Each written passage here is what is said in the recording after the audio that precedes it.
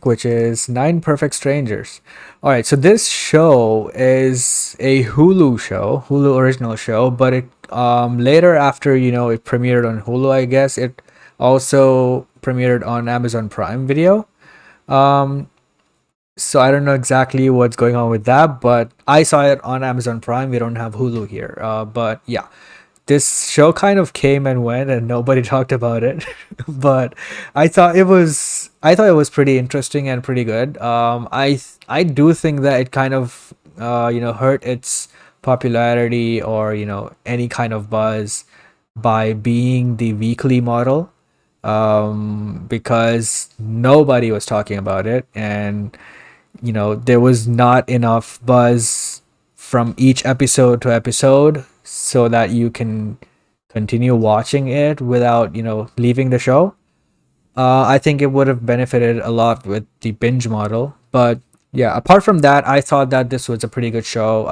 I just, liked the performances, and the concept was interesting. And I always like these movies that have, put a bunch of people in a single location and see what happens. That's basically kind of like old, and that's also this movie.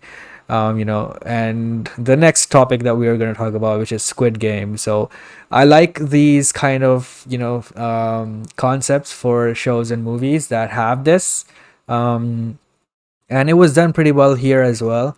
I thought that some of the characters were very, very unlikable, but I think that was on purpose, and you have to follow their journey throughout the show to understand why it was, why they were chosen and stuff.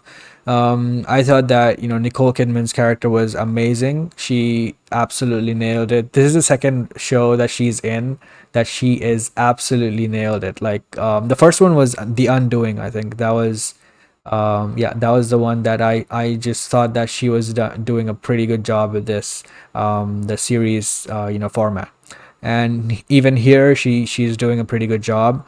There's Michael Shannon in it as well. There's Samara Weaving, and you know there are other characters as well. So I thought that they did a pretty good job portraying those characters, but something kind of felt off. I don't know if it's because I was watching it weekly. There was not enough per episode to go like, oh wow, you need to watch the show. Like I said, I probably would have liked it more if it was the binge model, but I do think that the the journey that they go through for the entire series is very fascinating and interesting if it actually happens in real life, because it would definitely be a vile documentary on Netflix if this actually happened in real life, because it's that wild. The So basically what happens is, there's this organization or a place called Tranquillium, and it's run by Masha, and Masha is the character who Nicole Kidman plays. And it's a place where broken people go to fix themselves, in layman's terms, right? So that's kind of what happens, but it happens in a very weird way. And the choices that they make are very strange and interesting at the same time. But at the end of the show, they come out of it um serving the purpose. And I thought that was very fascinating. And it does, you know, it does make you think about the morality of the things that happen. It does make you question whether it should be legal or not, or whether it should be practiced in real life. But yeah, it was a fantastic portrayal from Nicole Kidman and the others, of what this scenario could bring to certain people who are struggling with dealing with things in life. So yeah, I don't know if I would recommend it, because it might not be for everyone. I mean, I don't even know if Maher liked it, to be honest. But yeah, I thought it was good enough. I thought it would definitely would have benefited from a binge model, because it's not one of those shows that you can keep watching week on week and still be very interested in it, you know. But yeah, what did you think of it?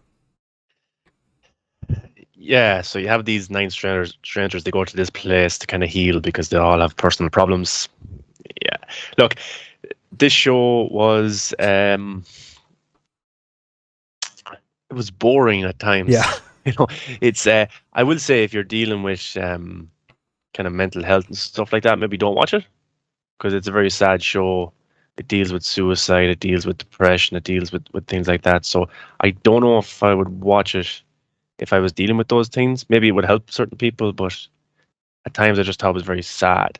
And like as you said, there wasn't much hype online because to be honest, like there was no like cliffhangers or anything like that for this series. There was no like oh my god moments really.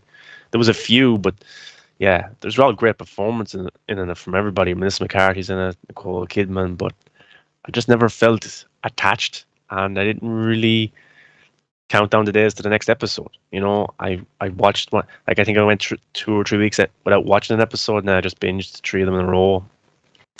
Yeah, I wouldn't recommend it to say like my mother is an average watcher of movies and TV shows. I don't think I'd recommend it to her. I think she'd get bored pretty quickly of it. You know, I don't think she'd sit down and watch all 9 episodes or 10 episodes. So, um, yeah, it's a fine watch. It's well directed, great performances, some heavy stuff, but at times very boring, and there was no real massive twist, Yeah.